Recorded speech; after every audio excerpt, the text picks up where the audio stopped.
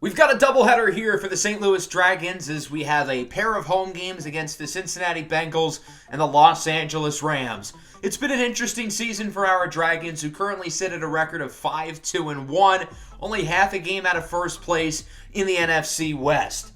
Last episode, of course, was the trade deadline, and we chose to mostly stand pat, not trying to make any big moves, but we did make some additions to improve our depth, being that I think depth has been the issue with this team this year.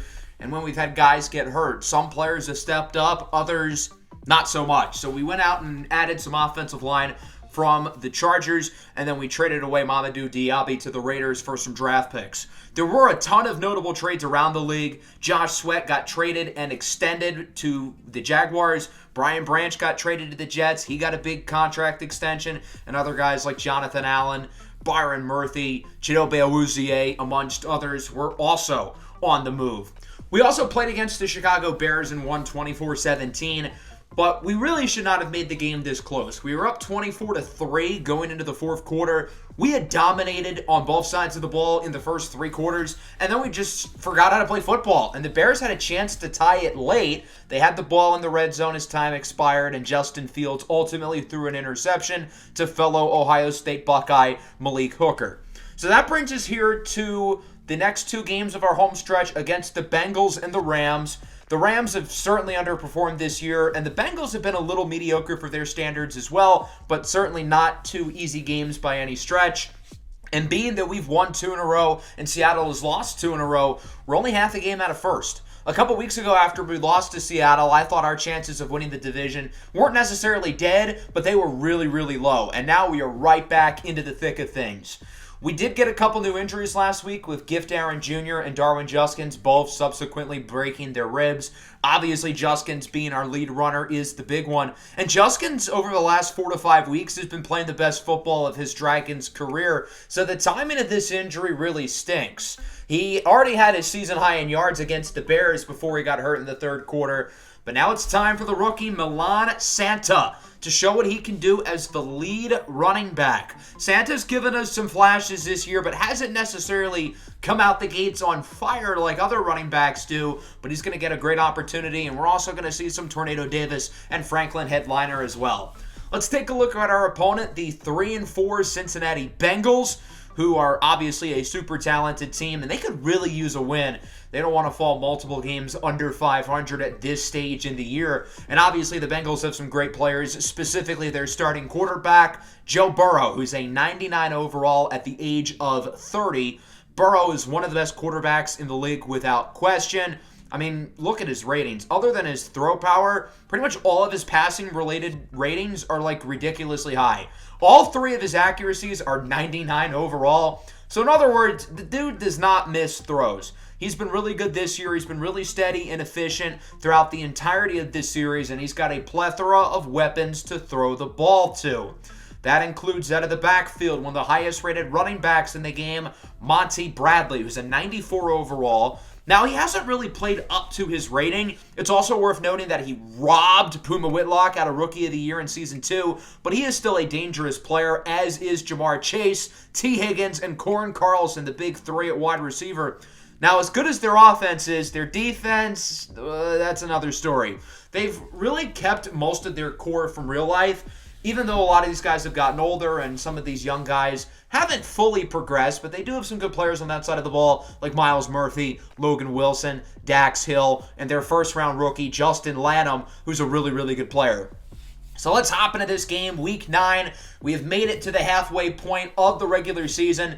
Even though the Dragons are 5-2-1, it certainly has not come without drama and a roller coaster of emotions with crazy games, injuries. Hopefully the second half of the year we can calm things down a little bit, but it can hopefully still be exciting as well. Should be interesting to see the Dragons offense without running back Darwin Juskins. We do have some pieces returning though to the lineup, including Simeon Bonnet, our top pass rusher, who's missed the last 2.5 games.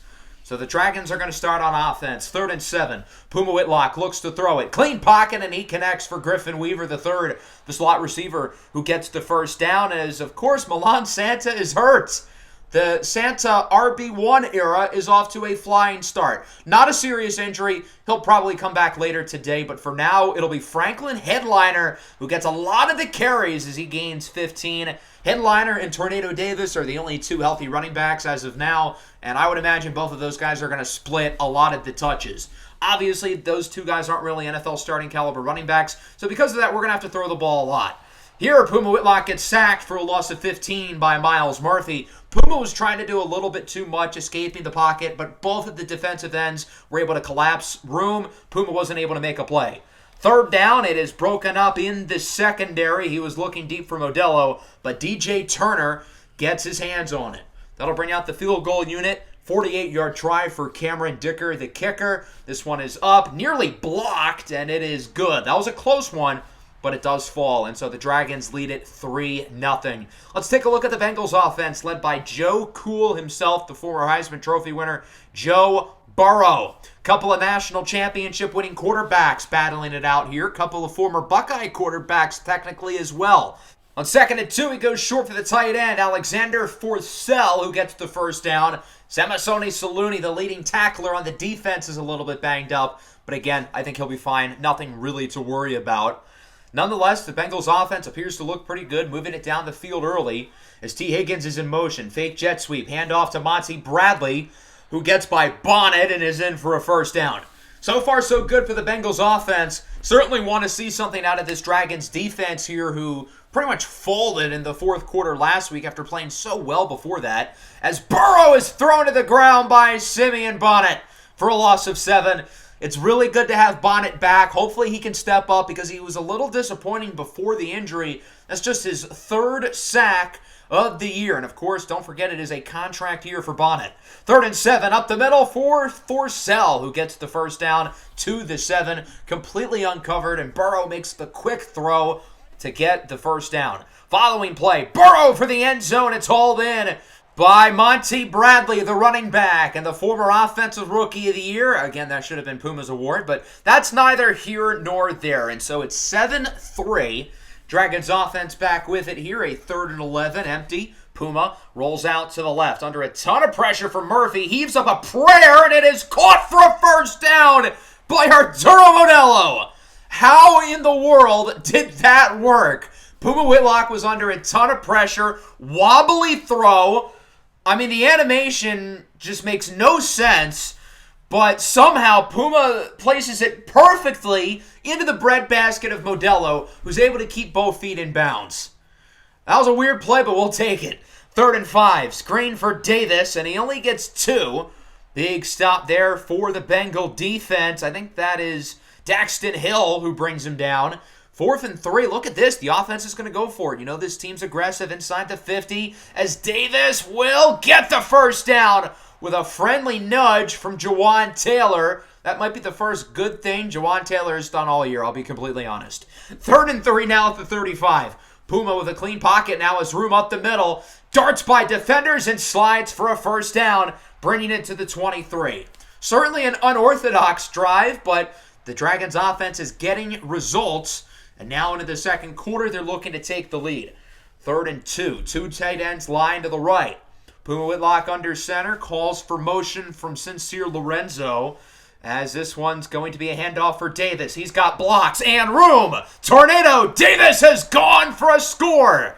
And the Dragons get the lead back. Tornado Davis has had some good runs today. He's been awfully productive. A guy who's been a little disappointing as a late-round draft pick, but hopefully with an increase in playing time, especially today, but over the next few weeks overall, he can really show what he is made of as a possible long-term piece out of the backfield. 3rd and 5. Screen pass is dropped by Monty Bradley. The pressure led by Devontae Wyatt. That'll force a punt. Dragons get it back. St. Louis has looked really strong on offense for the most part so far, and it's good to see their defense getting a stop as well. From the 35 on first down, Puma under pressure has his tight end Isaiah Likely with a juke move, dancing out of bounds at the 44. I feel like Isaiah Likely's really starting to peak at the right time of the year. Started a little bit slowly, but he's looking more like the Likely we know and love. On first down, here's Modelo, who gets 9, and he is hurt. Well, that's not ideal.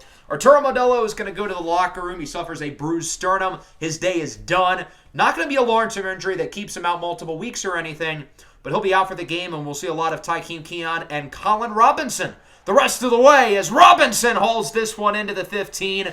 Of course, Robinson had that big game 2 weeks ago against the Steelers.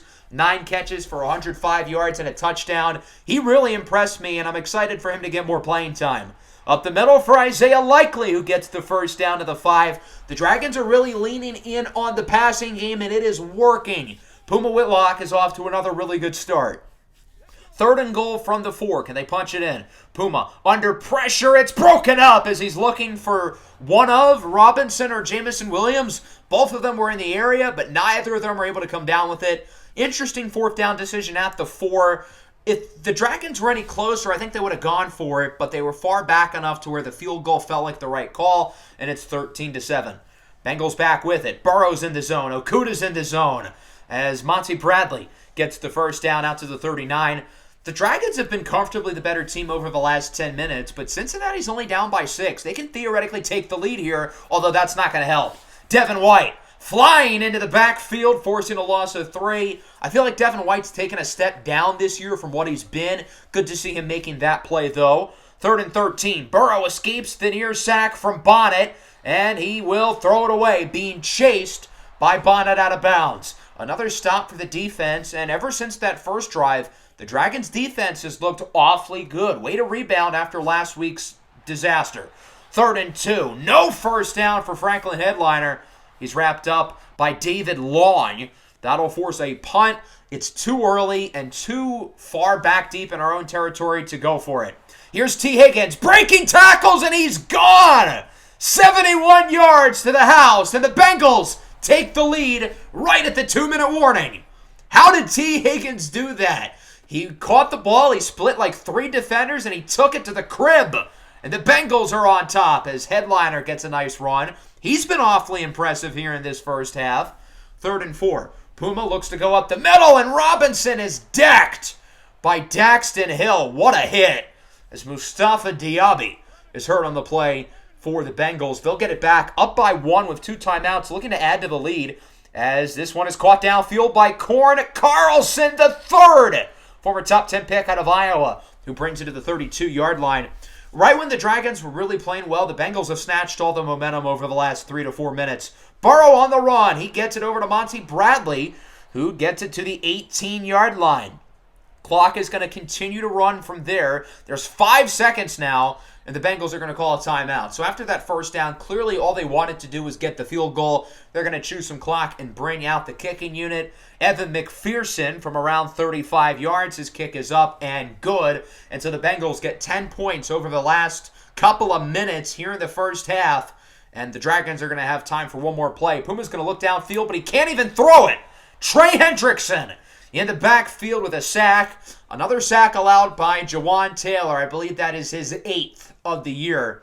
And that'll wrap up the first half. 17-13, Cincinnati on top. The Bengals have looked really strong. Not to mention, they start with the ball in the second half. The Dragons were the better team for most of this first half, but the past 3 or 4 minutes, it has been all about the Bengals. They haven't even really tried to run the ball. It's been all about throwing, and it's been working to their credit.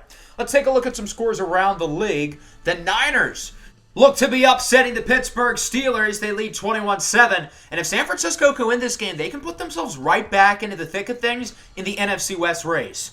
Out in Vegas, an early season tank bowl. The winless 0-8 Tennessee Titans have the lead. Otto Askew, 15 of 16 for Tennessee. And in Seattle, a close one here. The Seahawks are on upset alert. They do with the lead, but not convincingly over the 1-win Tampa Bay Buccaneers. We'll see if Seattle can avoid the upset. If the Seahawks are unable to win this game and the Dragons do come back and win, then St. Louis would be in first place of the division after being nearly 3 games back a couple of weeks ago. As we go into the second half, I think the passing game has been good, but I want to see more efficiencies from that unit.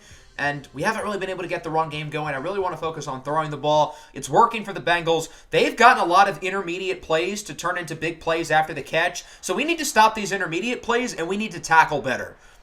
Good tackling, but a first down for Ja'Marr Chase, who's been pretty quiet for the most part. Okuda and Lucifer each have done a pretty good job with him. 3rd and 6 now from the 42. Empty backfield for Burrow as he's picked off. Malik Hooker with his second consecutive game grabbing an interception, and that play could be a massive momentum boost for the Dragons as they force a very timely turnover. St. Louis needed that one badly, and they're going to get it back with great field position. Puma Whitlock looking downfield for Isaiah Likely. He's got it to the 9. A big first down for the tight end, Isaiah Likely. And now the Dragons can take the lead on the goal line. 2nd and goal. Puma under pressure has a hole. That's what she said as Puma Whitlock is in for a rushing touchdown.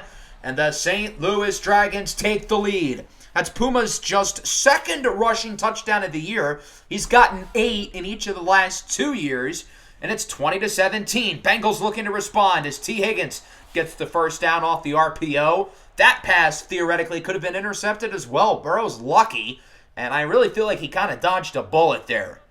From the 31, around 5 minutes to go in the third, Burrow under pressure, rolls out right. Looking downfield, he's got T. Higgins with a block from Chase. Higgins down the field. No one catches him. A 69-yard touchdown for T. Higgins, who has 2 touchdowns today, combining for 140 yards between the two of them. And the Bengals are back on top 24-20. Puma has Isaiah Likely open. Another big play for the tight end, as Likely's having probably his best game of the year, bringing it to the 43-yard line. We might have ourselves a shootout in the second half. Both offenses coming off of big drives. They both look to have some momentum. Really nice throw over to Jameson Williams, who's caught a lot of passes today. Williams has really been used in the short game a lot this year, today in particular, on RPOs and screens. 2nd and 10. Davis loses 3. Big play there by the Bengal defense. Dax Hill brings him down, and it's 3rd and long. Puma looks to throw it under some pressure going downfield. He's got an open man. It's Colin Robinson who brings it to the 7, and Trey Hendrickson is hurt on the play for the Bengals. That's a big deal. He's a really good player. 1st and goal. Dragons looking to get this lead back. Puma looks to throw it again. Under pressure up the middle, and it's picked off in the end zone. Daxton Hill with the interception. A very timely turnover now from the Bengals. So that was kind of a weird play because I expected Jameson Williams to go up the middle, and he would have been open. Thing is, he just didn't. Puma Whitlock goes with it, and he is picked off for an 8th time this year. Puma's been great this year, but the turnovers have been a little too high for my liking, and the Bengals hold on to their lead. 3rd and 10. What a catch by Jamar Chase for the first down of the 43. Lucifer gave him a boom, and it doesn't matter. Jamar Chase, one of the best receivers in the NFL, comes down with a really impressive grab as the LSU connection strikes again. 2nd and 6, Burrow lobs it up downfield. It's another big play for T. Higgins, who's had an amazing game as Devontae Wyatt is dinged up. T. Higgins is not known for his yards after catch ability, but he's got over 100 today. 1 first down, pass is caught by Chase, who's trying to dive in the end zone. He's unsuccessful, but he gets the first down, bringing it to the 1. And that'll wrap up the third quarter. Bengals with the edge on top 24-20, and they should be able to extend their lead pretty easily. 1st and goal, play action, and Burrow is sacked by the rookie. Penultimo Barahona is into the backfield, the 3rd rounder out of UCLA, getting more playing time over these last couple of weeks, and I've been impressed. He looks good. 2nd and goal. Burrow on the run, fires for a score, and Cincinnati punches it in after all. Colby Parkinson with the score, and it's 31-20. So the Dragons offense has some work to do, and St. Louis has looked really good on the offensive side of the ball really throughout the entire game, but they're down by 11. They need to get something going quick. Puma on the run has Jameson Williams unable to keep his footing in bounds as Murphy gets dinged up for the Bengals. He's had a great game. That could be a big loss. From the 30, play action. Puma rolls right again, and he will once again fire for J-Mo to the 15. With the injury to Modelo, Jameson Williams has absolutely seen an increase in targets. Puma is looking his way often. Following play from the 15, Puma's under pressure. He is sacked. Miles Murphy right back in the game. That's his 2nd of the day, and it's 2nd and long now for the Dragons, 21 yards out to be specific. As Puma looks short for a wide open man, it's Colin Robinson. He's gone. Touchdown Dragons. What a great route by Robinson to get himself open, continuing to make plays in relief through these injured receivers. I really feel like the Steelers game was not a fluke from Robinson, and I think he's legitimately really good. Dragons going for 2, and Isaiah Likely cannot reel it in. The pass is well off from Puma Whitlock. The Dragons tried to make it a clean field goal deficit, and instead they're unsuccessful, trailing by 5. So the Bengals are going to get it back with only around 5 minutes left. The Dragons did take quite a bit of time off the clock on that drive. As on first down, Burrow looks to throw. It has an open man downfield. It's Corn Carlson who gets it to the 44. Theoretically, if the Bengals are in field goal range and they kick, it would still be a one-score game. So as long as the Dragons don't allow a touchdown, I think they're fine. Problem is the Bengals offense is moving it effortlessly right now as Monty Bradley gets it to the 43. Once Cincinnati got the first big touchdown from T. Higgins, their offense really hasn't looked back with all this momentum they've gotten. As on 2nd and 11, Bradley loses 4. Owen Popo flying into the backfield. And now it's a 3rd and 15, and all of a sudden things get really interesting. Gigantic play for both sides here. Burrow looking to throw it, has plenty of time, goes right, under pressure, throws it away. The defense clutches up with a stop. Great coverage. The pass rush eventually comes home, and with that, the offense has an opportunity to take the lead with under 3 minutes to go. Can Puma Whitlock lead the boys to the end zone and possibly the win? 2nd down, Puma under pressure. He's sacked by Yoro Diallo. 3rd and 8, up the middle. Colin Robinson is going backwards, pushed for a loss of 3. Really should have been a gain of 3. So it's a 4th and 11, 2-minute warning. What do the Dragons do? Do you punt or do you go for it? Scared money ain't make no money. Mama ain't raised no wuss. The Dragons are going to go for it. They feel like, what do they have to lose? And it's dropped! That was a great throw, perfect read. Isaiah Likely was wide open, and he drops it. That's all on Isaiah Likely. He's got to haul that one in. And so the Bengals hold, they get the stop, and now they look to finish off the game from the 21. Here is Monty Bradley. He gets 4, and he's hurt.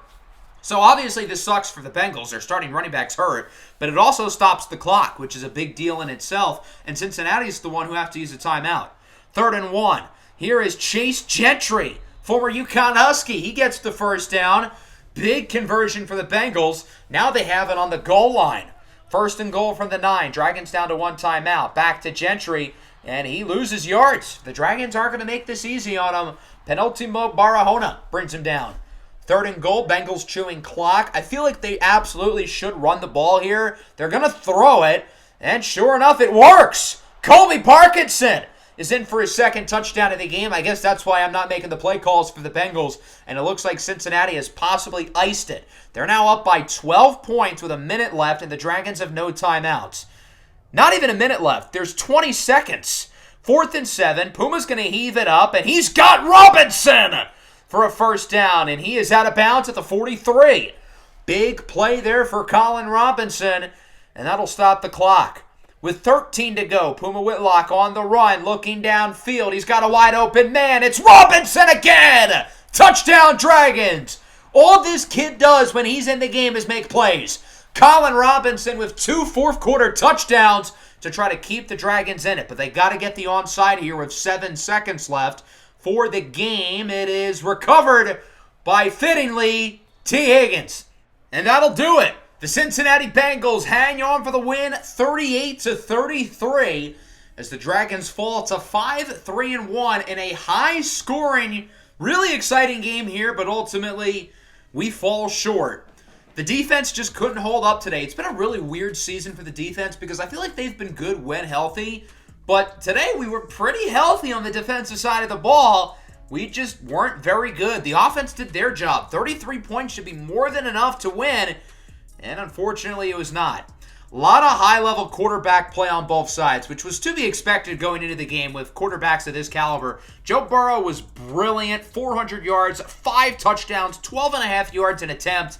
He was absolutely fantastic in this one, and Puma Whitlock was really good too. As has been the case in all 3 games we've lost, Puma's had some bad plays, but he's not the reason why we couldn't win. The run game was very bleh today. Milan Santa was not all that good in his first NFL start, albeit he was injured, so we'll give him a pass. These receivers were very effective, though. 12 catches for Jameson Williams. Only got 90 yards, though. A lot of short passes with him. And then Colin Robinson, 9 for 144 and 2. I'm telling you, this kid's a dog. It's not a fluke. T. Higgins was even better, though. 197 yards and 2 touchdowns. And then Colby Parkinson had 2 scores in the fourth. As for the defenses, couple of sacks each way, couple of turnovers as well. But overall, pretty lackluster day on the defensive side of the ball for both teams. For the Bengals, I get it. Their defense on paper is not good. But for us, we expect more, even against a great quarterback like Joe Burrow. Here's a look at the scores around the league. Seattle ultimately did beat Tampa Bay, so we're still behind them now by a game and a half again. Players of the week, Dak Prescott, Joe Burrow, deserved. Chauncey Gardner-Johnson, and Dorian Williams. That brings us to week 9. We've got the 2-6 Rams on the schedule. They're the only team who appears to not be in the race for the division. They've only scored 133 points through 8 games. That's really not good. The Rams still had their core, which I think is partly why they're 2-6. They're a very old roster. They've still got guys like Aaron Donald, who's 36 years old. He hasn't really lost much of the step, which is sort of terrifying. And the rest of this roster hasn't exactly aged gracefully, unlike Aaron Donald. At quarterback, of course, they've still got Bill Cosby himself, Deshaun Watson, who has taken a major step back this year after performing really well over the last couple of years, leading the Rams to some playoff spots. And it's unfortunate because it couldn't happen to a better guy off the field. Am I right? The Rams have him under contract for 2 more years. I wouldn't be surprised to see him benched eventually, though, for Durham Brown. I know they like him. Nick Chubb has regressed a lot. Cooper Kupp has regressed a whole lot. Cooper Kupp's only an 81. Aaron Donald's a 92. He's still really good. The sacks are down this year, but he's still been ridiculous every other year of this series. They still have Josh Allen, the edge rusher, as well. And I feel like the Rams have actually drafted fairly well in this series. They have plenty of young talent, but none of those guys have really progressed into great players yet. And with them sticking by some of their older core players for better or worse, well, I think that's a big reason why the Rams have been one of the most disappointing teams in the league, and likely the only team in the NFC West who's not going to be in the playoff picture come the end of the year. Nonetheless, this is still going to be a really tough game because, well, the Rams are a rival, especially being that they used to play in St. Louis. Obviously, that's a big storyline. Now, I will say, we have owned the Rams over the last couple of years, kind of like we've owned San Francisco. So the Rams have had this game circled on the calendar for a while, but that's also what I said when we played them last year, and we beat them, I'm pretty sure, both times. So the Dragons are going to start with the ball. Puma Whitlock fumbles in, and it's picked up by the Rams. No question about that one. That ball went flying. Goomba Shaylin with the force. Josh Allen with the recovery, plucking it out of the air as the Dragons turn the ball over seconds into the game, and the Rams capitalize. Watson to Kupp for a score. Well, this couldn't have started any worse. The Dragons turn the ball over and allow a touchdown within the first 15 seconds of the game. Not ideal. Puma is sacked again by Goomba Shaylin.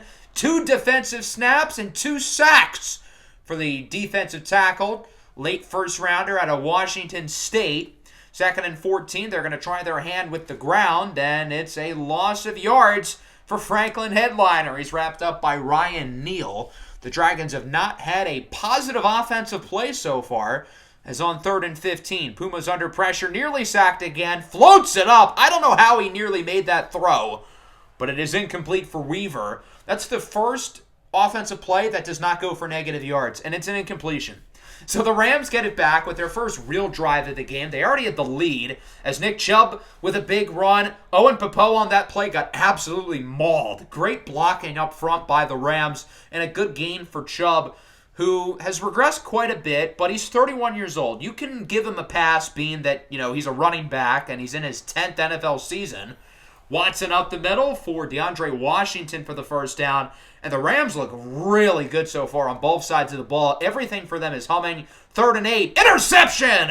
Owen Popo picks it off. The Dragons needed that badly.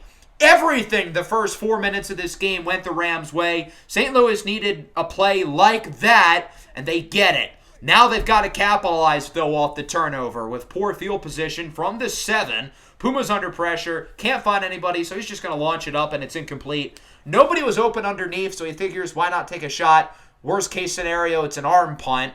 Instead, the Dragons would actually punt it, and the Rams get it back with plus field position. Chubb with another nice run inside the 30 for a good gain. I feel like whenever we play the Rams, they don't try to get the ground game going, which is weird because they have Nick Chubb. Well, that's what they're doing today, and shockingly, it's working. 3rd and 7. Nice throw by Deshaun Watson as he gets it for a first down over to Romeo Doubs. 2nd and 6. Nick Chubb with the handoff, and he is into the end zone for a touchdown. There's a Chubb in the end zone, and there's probably a Chubb in Watson's pants as well. The Rams lead it 14-0, so the Dragons are already in a little bit of a pickle. Not like the Chubb and Watson's pants. Anyway, Dragons back with it. Finally a completion as Arturo Modelo, good to see him back healthy, gets the first down. That's literally the first positive offensive play of the game. It's taken us 8 minutes and 2 LA touchdowns for that to happen. 3rd and 5. Puma looks to throw it, has time, up the middle, fires it for Griffin Weaver, who I feel like historically always plays really well against the Rams, so I guess we should look to get him the ball as he's able to get the conversion. Under 30 seconds to go now in the quarter, Dragons offense finally looks pretty good as it's a fake handoff. Puma looking short. It is caught by Sincere Lorenzo, the 28-year-old fourth-year tight end out of Eastern Washington. As now we have just seconds to go in the quarter. Handoff for Milan Santa, and he is going backwards. Milan Santa, coming off a poor game last week, hasn't exactly started today off very well either, as it's 14-0 going into the second. Dragons finally getting some stuff going, and sure enough, on the first play of the quarter, it's Jamison Williams in for a touchdown, and St. Louis appears to be back in the game. Really bad first quarter, but we're starting fresh here in the second. 3rd and 10, Watson goes short for his tight end, Cambiz Shakaby, who only gets 7, wrapped up by Demore Diggins. And so the Dragons are ultimately able to get the stop, and they'll get it back, only down by 7. It's going to be a screen here for Modelo with a nice block from Weaver. Woo! Jukes away from the defender and gets it to the 42-yard line. Big play after the catch for Arturo Modelo, who I feel like has been kind of quiet over the last couple of weeks. Definitely want to get him more involved. He still does lead the NFL in terms of catches and yards, however, as on 3rd down, Milan Santa gets nothing, and he is banged up again. The Milan Santa RB1 experience has been, well, to put it bluntly, nothing short of a disaster. I still really believe in the kid, but he has not given himself a good endorsement today. Field goal is good, though, for Cameron Dicker. It's 14-10, so the Rams are going to hold on to their lead. But their offense has got to get some momentum back. They've been quiet a couple drives in a row. As on 3rd down, Watson is sacked. Trenton Simpson, flying into the backfield off the linebacker blitz, is there to make the play. That'll force a punt. Dragons back with it. They've got seemingly all the momentum, but Puma Whitlock is rocked in the pocket. Caleb Mabin, the former first-rounder out of the University of Florida, is in the backfield, forcing a loss of 7. Dragons would get a big play on 2nd down, though, to make it 3rd and 1. Minute and a half left in the half. Puma looking downfield. It's picked off! A big interception for TJ Hyler, and the Rams get a gigantic turnover. As I mentioned in the last game, Puma hasn't exactly been the most cautious with the football. His 9th interception of the year. And the Rams get it back. 3rd and 9. Watson is sacked. Owen Popo and Devin White with half a sack each. The Dragons' defense looks like a completely different beast from the first quarter into the second. It's been really refreshing to see. Here comes the punt unit, and oh boy, what a punt. Down at the 5.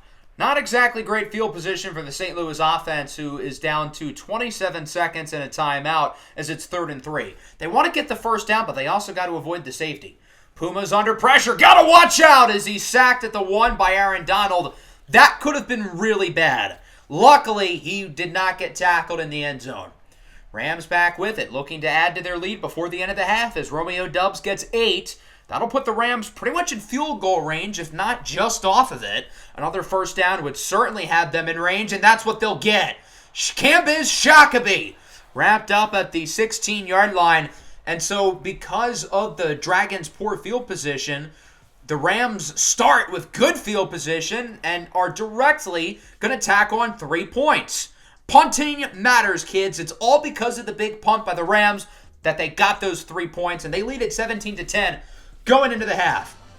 Let's take a look at our halftime report. We will start off with Seattle, who traveled out to Pittsburgh, and the Steelers have been hitting the struggle bus. They're losing to all the NFC West teams. Another nice win for Seattle. They'll maintain their lead on the division. In Green Bay, the Packers have been one of the most pleasant surprises in the NFL this year. They lead 21-7 as the second-year running back Caleb Garrison continues his great season. And in Chicago, the Niners get the win over the Bears. So both of our two NFC West rivals win this week. If we lose, that's really not ideal. That would mean everybody in the division wins except for us. And a loss would put us at 5-4-1, and our status in the NFC wildcard race would look shaky at best. So I really want to focus on the short passing game, and hopefully the run game can really get going. And then defensively, I think we've stopped the pass pretty well. But if we want to beat this Rams team, we've got to be able to contain Nick Chubb. I think that's going to be the big key. Rams starting on offense, 3rd and 7. Watson under pressure, goes downfield. It's broken up.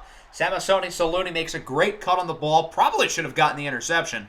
But nonetheless, the defense forces a stop. Big way to start the second half, and the offense gets it back. It's been an up and down start offensively as Puma has a wide open man. It's Isaiah Likely, who is out of bounds, likely for a first down to keep the chains moving.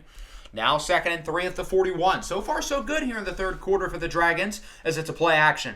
Puma Whitlock on the run. He's got Jamison Williams, keeps the feed in and gets it to the 18-yard line. This team looks completely re-energized on both sides of the ball. Whatever Coach Scotty Pickens said in the locker room clearly worked.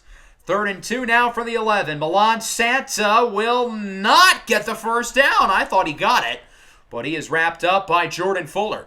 4th and inches. You know what they're going to do. The offense stays on the field. They will go for it. Puma dives up the middle, and he barely gets the first down. So the QB sneak keeps the drive alive. Now it's a 3rd and goal at the 2. St. Louis having some trouble punching this ball in as Tornado Davis loses 3. Big stop by the Rams. It's Witt who brings him down. The Dragons are going to go for it again from the 5. Bold call here. Puma, under pressure, gets it to Likely, who is tackled at the 1. The Rams get the stop. Isaiah Likely should have tried to fall backwards maybe, but instead the Rams are able to bring him down. They're not going to start with great field position, but it's certainly worth it to get the stop. 2nd and 6. Watson goes short. Gotta watch for the safety as Kupp is annihilated at the 1 by Owen Popo. The Rams are lucky that Kupp was not tackled in the end zone. 3rd and 10 now. Watson hands it off for Chubb. He is laid out by Wyatt. And again, no safety, but that was close. So the Rams dodge a bullet. Dragons get a stop, though, looking to score, unlike the last drive, as it's a handoff from Milan Santa. Nice run up the middle. That's what we've been waiting for with Milan Santa, who, again, has shown flashes throughout the year, but we just haven't really gotten those big games out of him on a week-to-week basis. 2nd and 6. Puma, under a little pressure, has Isaiah Likely, who gets it inside the 5. So we're back to square one. The Dragons are on the goal line. They have to capitalize this time. Final play of the third quarter. Puma, alone in the backfield, is a wide-open man. It's Arturo Modelo, who's in for the touchdown, and the Dragons are going to tie it up going into the 4th. So now we are knotted up at 17, and things get real interesting. 3rd and 4, 9 minutes to go. Watson looks to throw it, and it's incomplete. Looking for Washington. Good pass rush, good coverage, bad throw. Again, it sucks that it had to happen to such a great soul like Deshaun Watson. Dragons back with it. Puma lobs it up on 3rd down. It's broken up by the safety, Alex Weldy Jr. Nobody was open, so again, he figures why not go downfield. Jamison Williams is a lot taller than that awfully short safety, who might as well be like 5'4". Rams back with it, and they get stopped as the pass is broken up. And all of a sudden, both defenses are playing really well. Dragons get it back on offense with bad field position at the 6. Puma's got to watch for the safety as he gets it to Modelo for a big first down, gaining 29. If Puma didn't watch his step, he could have pulled off a Dan Orlovsky. Lucky he didn't, making a nice throw to Modelo, who's had a great game. Puma backs up in the pocket, looking downfield for Likely, who gets it to the 50. Really nice grab by Isaiah Likely, and that was a really challenging throw under pressure, good coverage, but Puma Whitlock is that guy. Milan Santa loses 3. He's wrapped up by the big fella Aaron Donald, who, per usual, has had another great game. Even at 36 years old, he's still got it. 3rd and 3. Puma rolls out. Looking for Modelo. It's broken up. And the unfortunate thing is he had an open receiver down the field, but he wasn't looking there. He was looking for the flats. 4th and 3. The Dragons are going to punt. Interesting strategy. They trust their defense to get a stop here. They're too far away to kick a field goal. They feel like if they go forward and miss, they're probably going to lose the game. So they're going to put this one into the hands of the defense, who's been outstanding in the second half. The Rams offense has done nothing since halftime. 0 points, 0 good drives, but all it takes is 1. And there's Washington to the 32. Good start for LA.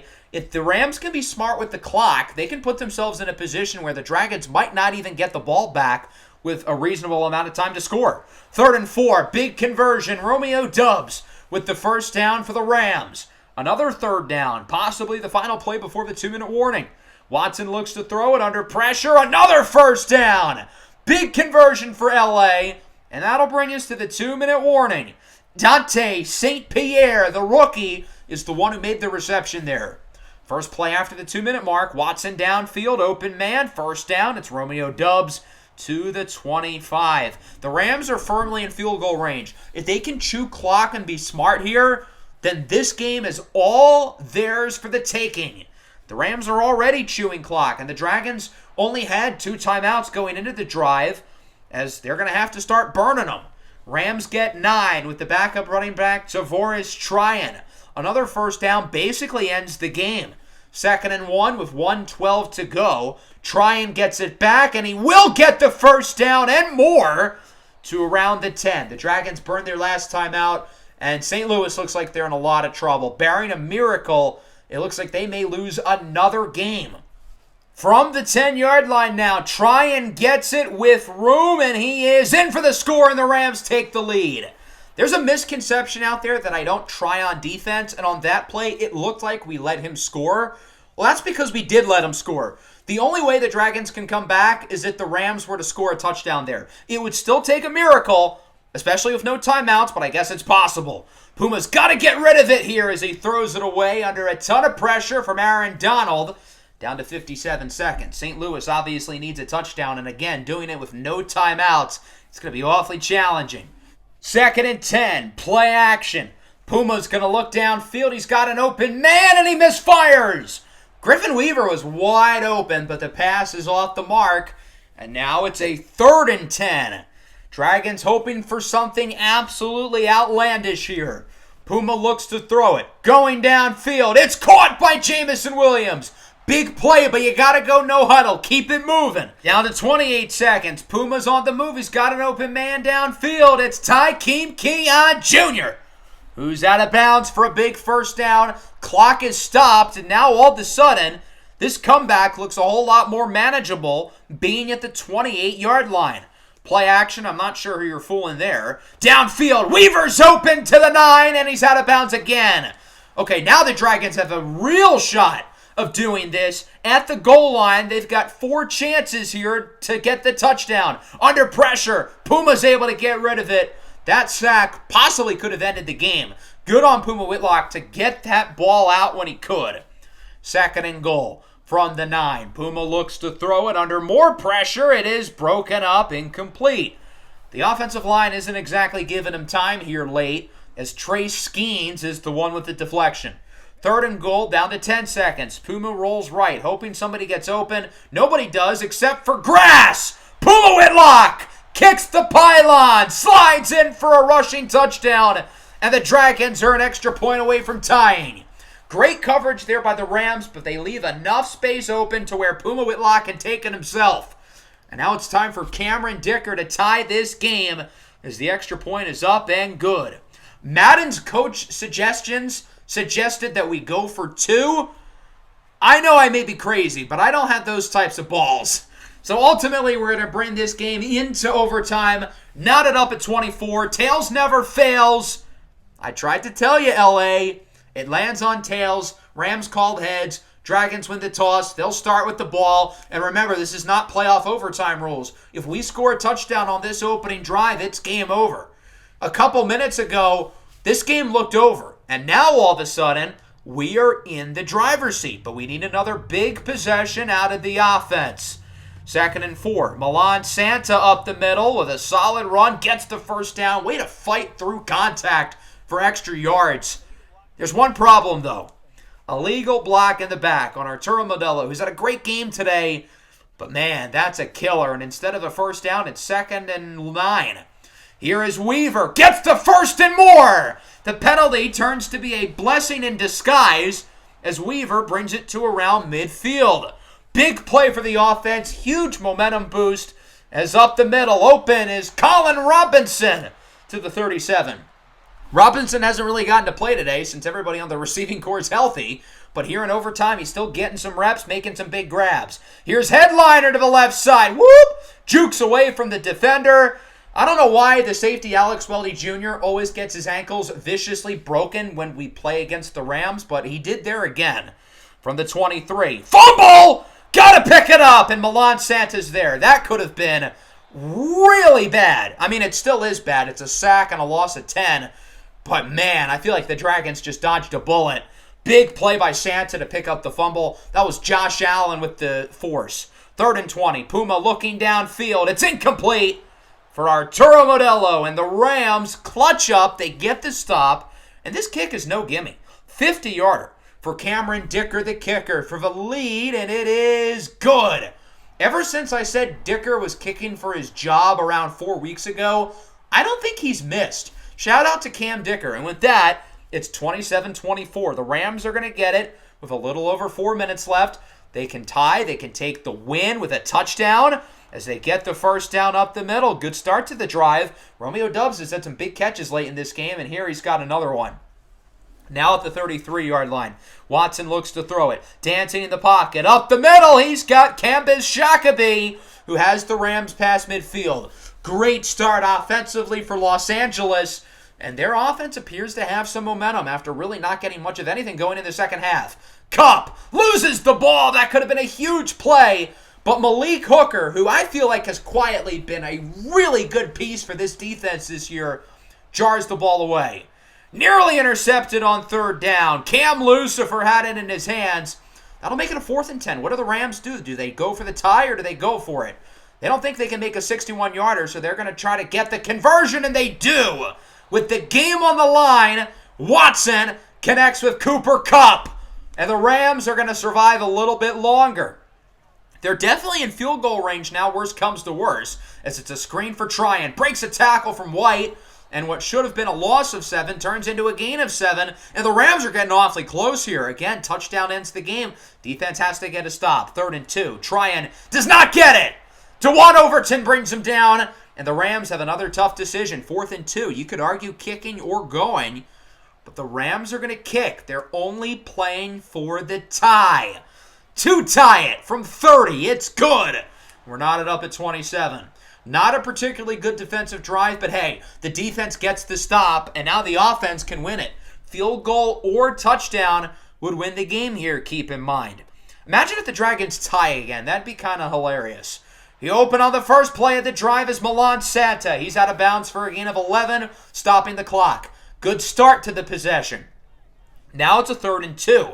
Handoff for Headliner. He gets the first and more. Had Headliner not gotten that, I wonder what the Dragons would have done on 4th down. From the 46, open is Jamison Williams. Big play to the 24. There's 19 seconds left. The Dragons called time. They are in field goal range, but they're going to go for the touchdown. Robinson wide open, can't hang on. It's broken up in the secondary. Big stop for the Rams. Both safeties in the box. It looks like they're going to blitz. Puma's got to get this ball out quickly, and he does for Modelo. He's in. Ball game. Dragons win it. Arturo Modelo with his 2nd touchdown of the game, and the Dragons win an absolute classic here in overtime, 33-27.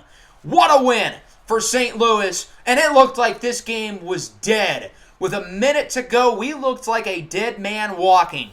The Rams could have chewed the clock and kicked a game-winning field goal, but instead the Rams went for the touchdown, which opened the door for us, and we're able to make a miracle and somehow win this game that we had absolutely no business of winning. A big-time win here for the Dragons, and it was not perfect by any stretch, but in the National Football League, especially against a division rival, you will not complain. You will take it. But there is still a lot to improve upon, being that we probably should have lost here at home to a 2-win Rams team.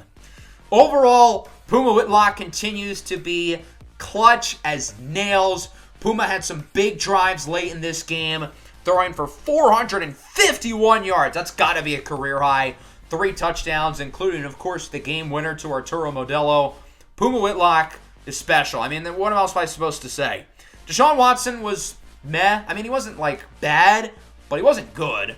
Nick Chubb played really well before getting injured. I was impressed with Franklin Headliner. I think he's really performing well. Arturo Modelo certainly performed well. 8 catches for 135 yards and 2 touchdowns, including the game winner. Defensively, wasn't always pretty. We were really good in the second half, but the first half was kind of ugly. The overtime possession could have gone better. Shout out to Cameron Dicker, though, making some big kicks. He has been on fire over the last 4 weeks. So overall, a strong win here in a rivalry game. Again, it wasn't always pretty on either side of the ball, but good teams find ways to win games that they shouldn't, and that's exactly what we did here. We do have a new injury, though. On the first play of overtime, Tornado Davis broke his hand, and he'll be out for 6 weeks, which is unfortunate because I feel like he's shown us some good things. Darwin Juskins is still going to be out for another week, so for now, we only have 2 healthy running backs with Milan Santa and Franklin Headliner. Got to imagine we're going to look to add another running back through free agency. Here's a look at the scores around the league in Week 10. As we already know, Seattle and San Fran won. Players of the Week, Puma Whitlock, his 3rd of the year, and he's joined by his cousin, Tristan Whitlock of the Bills. That's pretty cool. They are joined by my glorious Cane, Jack Campbell, and some guy named Patrick Mahomes. Not sure if you've ever heard of him, but he's pretty good. So that'll bring us into Week 11, and I do want to point out real quick that Simeon Bonnet is now a 99 overall. Very exciting. Hopefully he can start playing like a 99 overall, because this year he's looked more like a 79 overall. Next episode, we're going to have an NFC Championship rematch from last year against the Panthers, who have also been kind of shaky this year at 5-4. We're also going to have a prospect profile going over the running backs and wide receivers in the draft class, so I'm excited to show you guys those players. Make sure to leave a like and subscribe to the channel if you are new. Peace out.